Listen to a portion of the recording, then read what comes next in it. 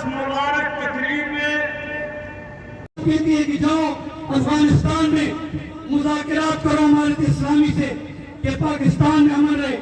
اب مجھے بتائیں علماء اور دینی طاقتیں اور جہاد کی حمایت اور طالبان کی حمایت والی جماعتیں کس کو سے کابل اور افغانستان جائیں امیر المومنین سے اور وزیر اعظم سے بات کریں کہ ہمارے ملک کے اندر جو دراندازی ہوتی ہے مختلف اطراف سے وہ نہیں ہونی چاہیے.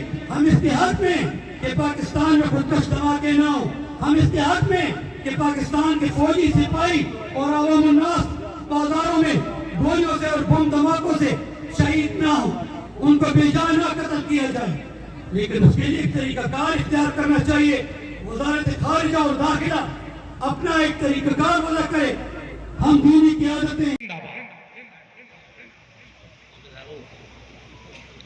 دماغ محترم و تقاریر و سلسلہ کو شروع دا زمین کا مشہور مولانا پیر عبدالقدوس صاحب اور یہ بڑے بڑے علماء ہیں, مولانا صاحب حسین صاحب, ان سب نے ان کے شہداء کو اور حضرت مولانا سمیع الحق شہید کے خون کو خراج عقیدت. بلوچستان کا ایک بہت بڑا وفد عبدالقیوم مرزائی صاحب, عبدالواحد صاحب, مولانا قاسمی صاحب, مولانا رشید علی قریش صاحب موجود ہیں.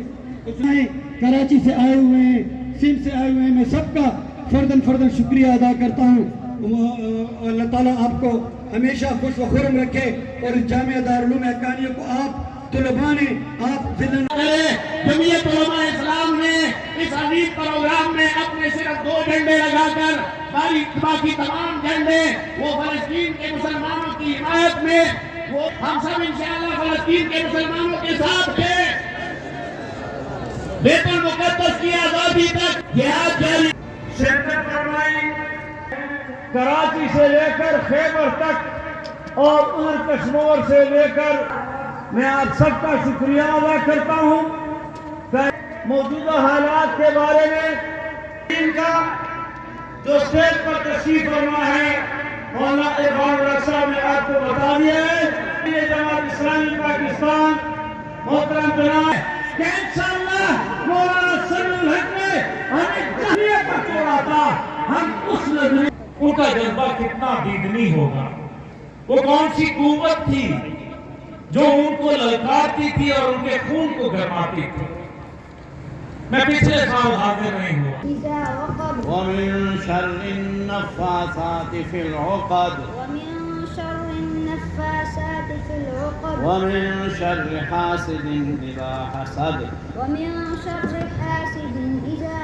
بسم الله الرحمن الرحيم